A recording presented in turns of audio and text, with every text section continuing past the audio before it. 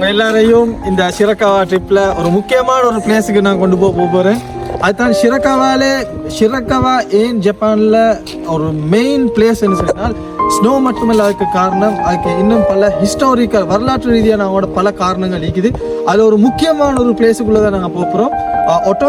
ஒட்டோமனில் மெயினாக இந்த ஸ்னோ பீரியட்டுக்கு இந்த வில்லேஜ், அதாவது பழைய காலத்து மக்கள் வாழ்ந்த ஒரு கிராமம் தான் இந்த கிராமம். இந்த கிராமம் இன்றைக்கும் இது பாதுகாக்கப்பட்டு வருகிறது.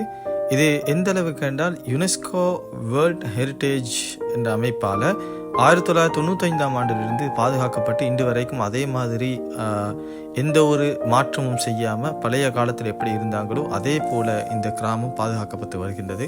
இதை பார்க்கறதுக்கு பல லட்சக்கணக்கான மக்கள் ஜப்பானுக்கு வாரார்கள். எல்லாரும் இந்த பிரதேசத்தை, இந்த கிராமத்தை பார்வையிடுவதற்காக வார காட்சிகள் கூட எங்களுக்கு காணக்கூடியதாக இருந்தது. அதில் முக்கியமான விஷயம் என்னென்னா, இந்த கிராமத்தோட இன்னொரு கிராமம் குகைகளில் குடைஞ்சி டச் பண்ணப்பட்டிருக்குது. டனல் மூலமாக போக்குவரத்து செய்வதற்கு டச் பண்ணப்பட்டிருக்குது.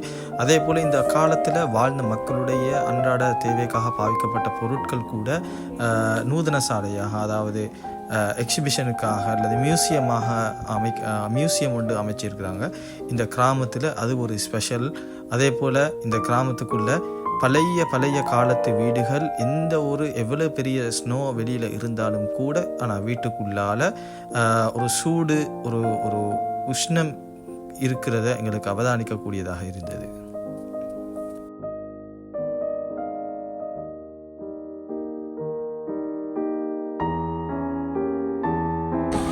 Okay, fine.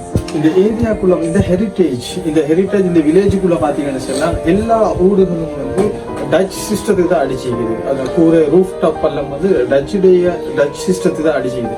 அதே ஸ்பெஷல் இந்த வில்லேஜுக்குள்ள சின்ன கடைகள், இந்த மாதிரியான கடைகள் விற்குது. பார்க்குற நேரம் ஒரு வித்தியாசமான ஒரு ஃபீலுக்கு தான் இருக்கும்.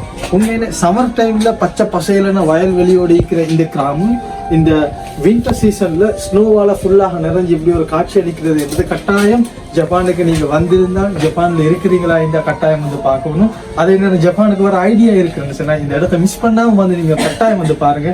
மிச்சம் மைண்டுக்கு ஃபுல் ரிலாக்ஸ் ஆகிருக்கும்.